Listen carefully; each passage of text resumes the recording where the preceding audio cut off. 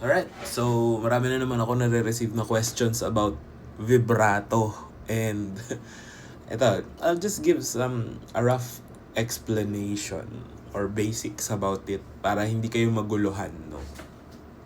Because a lot of the questions I get is, how do you do wrist vibrato? How do you do arm vibrato? How do you do this type of vibrato? Para bang vibrato types are inherently different from one another. Okay, so here's a brief explanation of how vibrato is or what it does, diba? Sabi nga natin, it's fluctuations, but I think nagkaka-problem because akala ng iba is the types are done differently. Okay, so ito siguro yung best na magagawa kong demo without an instrument. Kasi pag may instrument, medyo mahirap na siya makita. So, basically, the vibrato motion is a back and forth motion. Okay?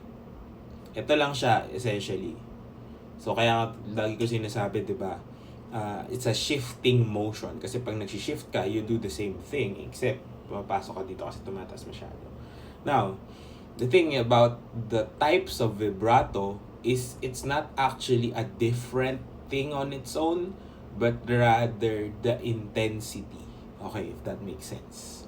So, when we do a vibrato, kaya hindi natin nakikita to, again, is because the instrument is rigid. Dahil yung violin natin ay hindi gumagalaw. Okay? But the whole premise of it is it comes from this motion. So see how big or which parts of my body is moving. Okay? From the elbow up to the wrist, up to the fingers. Lahat yan gumagalaw. Okay? Lahat yan gumagalaw. Now, when we lower the range of motion or we tighten it up, ano nangyayari? It looks like hindi na gumagalaw yung buong kamay natin. So, again, coming from here, going into a smaller or tighter space, we still move the same parts of the body. Pero, nagmumukhang hindi na gumagalaw yung arm natin, no?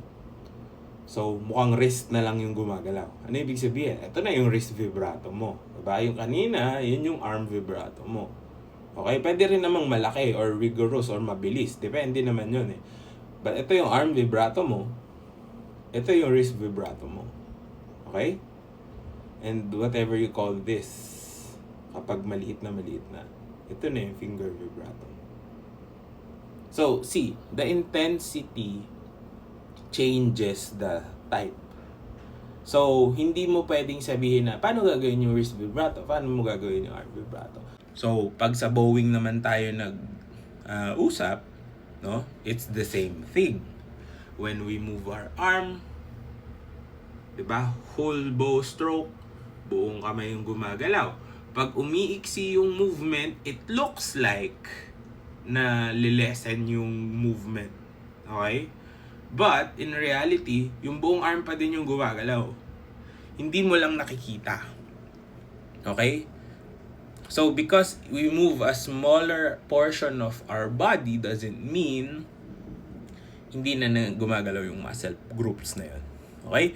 So, yun yung important thing to note about these things.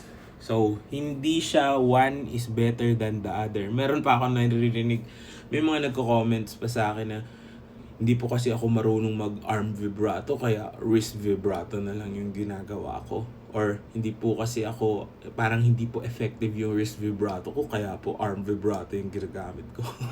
So, it's the same thing. If you can't do one, you most certainly might not be able to do the others. Kasi, ibig sabihin, iba yung pinagawa mo. Mali yung technique na ginagamit mo.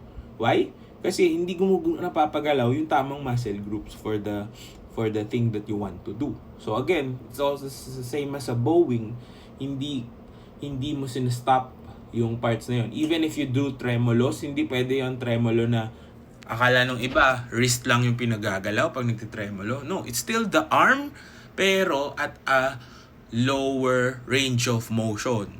'Di ba? Mas maliit lang yung space na ginagalawan mo, kaya hindi mo nakikita na gumagalaw siya, 'di ba? So, this is tremolo.